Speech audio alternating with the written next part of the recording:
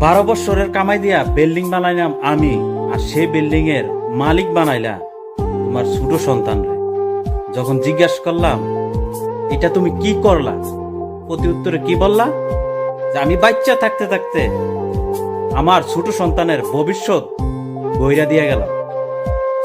তাহলে আমার ভবিষ্যৎটা কি করলা, কি বললা তখন?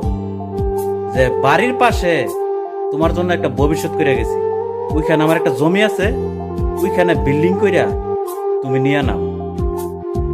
12 বছরে 20,000 টাকা বেতনে কাম কইরা জীবনটারে তেনা তেনা কইরা একটা বিল্ডিং বানাইছি। আমার দ্বারা কি আর সম্ভব যে আরেকটা বিল্ডিং বানানো? ভবিষ্যৎটা এইটাই কইরা দিয়ে গেল। শেষ পর্যন্ত হাতে একটা বাঙ্গা হারিকেলের ভবিষ্যৎ গইরা দিয়ে গেল।